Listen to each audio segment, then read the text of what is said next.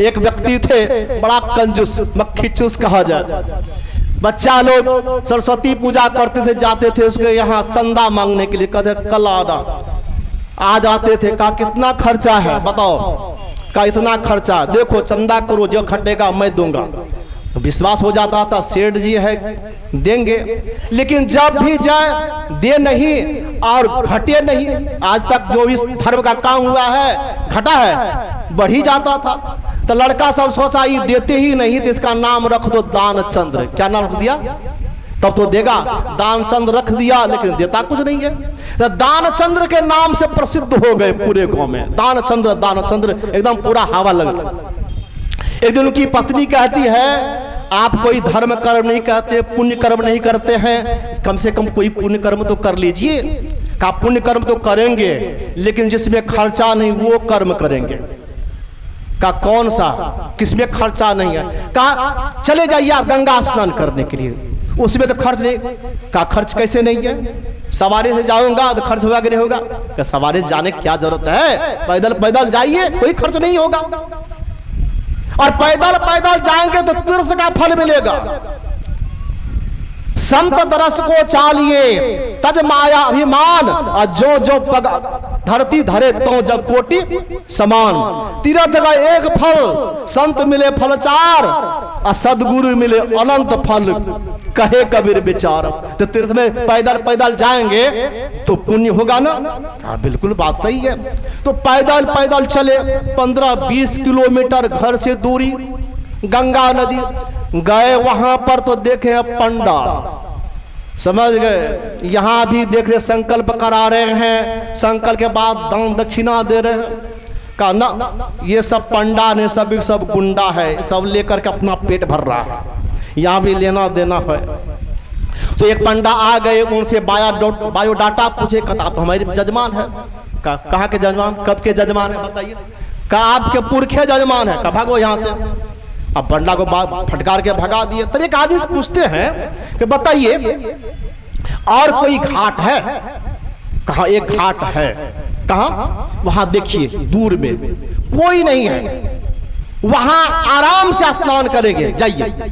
देखा एकदम सुनसान जगह पर, वो चले गए। कहा यहाँ ठीक है। वहां गए तो देखा क्या, ये मुर्दा घाट है।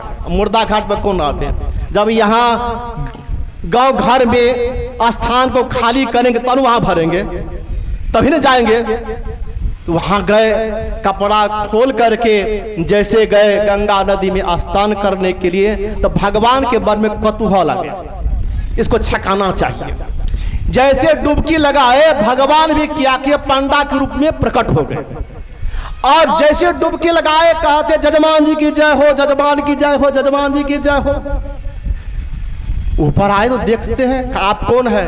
कहा मैं पंडा हूं, संतोषी पंडा हूं, जो मिल जाता है मैं पड़ा रहता हूं। अच्छा संतोषी पंडा है? कहा अच्छा ठीक है। कहा स्नान करके कुछ दान तो करना पड़ेगा। कहा मैं दान नहीं देता हूं। कहा स्नान करके कुछ दान करना ही पड़ेगा, आपको दान तो करना ही पड़ेगा। अब फेरा में पड़ गए, का दान करना है। अच्छा ठीक है उधारी देंगे। कहा ठीक है उधार ही सही। संकल्प करो। का संकल्प नहीं करेंगे, हम दे देंगे, आप आ जाइएगा। तो दानचंद्र चले गए।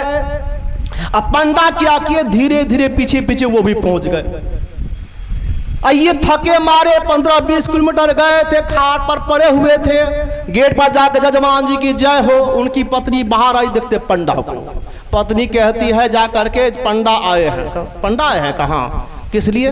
कहा दान किए पंडा को। कहा दान तो किए हैं, लेने के लिए दे दीजिए। कहा नहीं, जाकर कहिए कि दानचंद्र बीमार पड़ गया है, दूसरा दिन आने के लिए।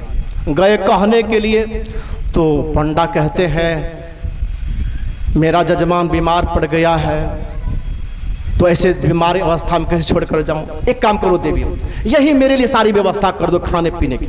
जब मेरे जजमान जी ठीक हो जाएंगे तो अपना दान लेकर चले जाएंगे। दान किया किए थे संकल्प करके, एक धैला। कितना दिए थे? एक धैला। मेरी दृष्टि मेरे कान है पूज्य बाबा की तरफ, कब आ जाएंगे?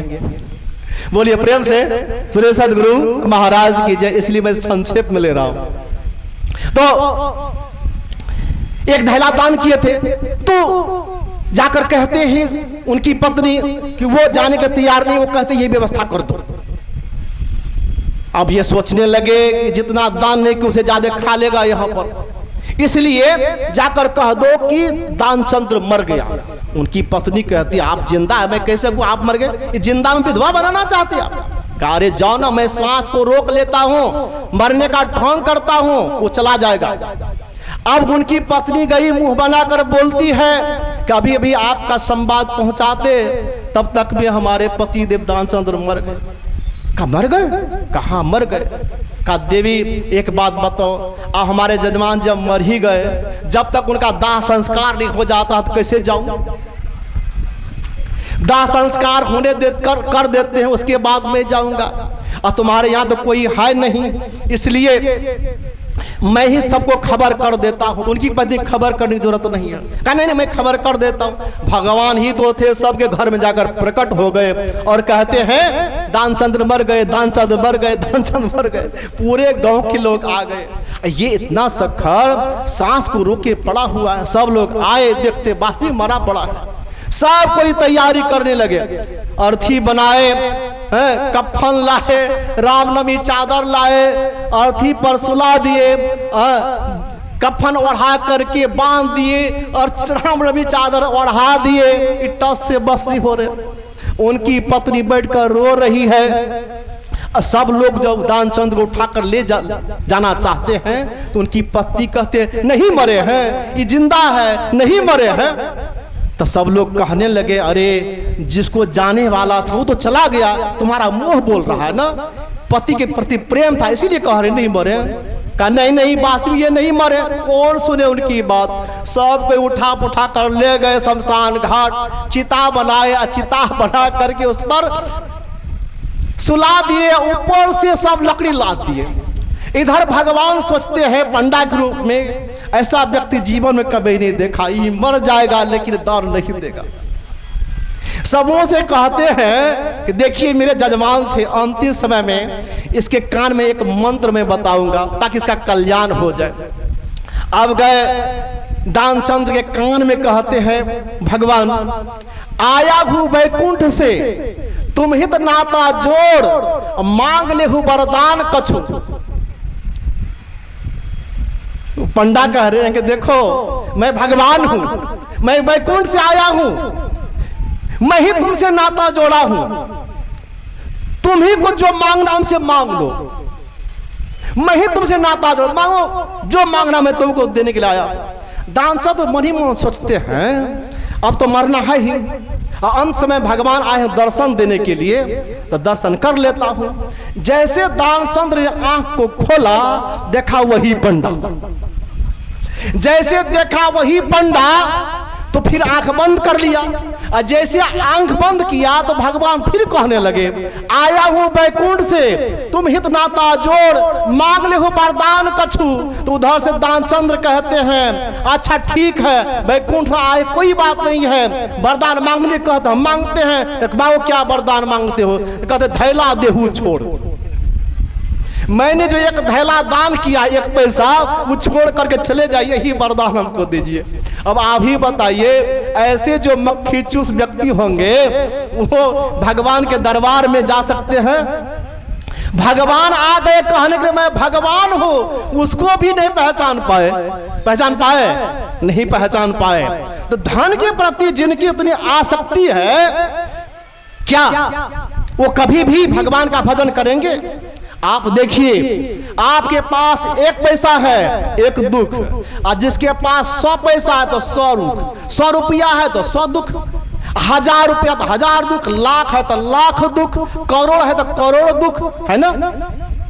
धन से सुख मिलता है लेकिन धन से शांति नहीं मिलती है। लेकिन धन से सुख तो मिला, शांति नहीं मिली।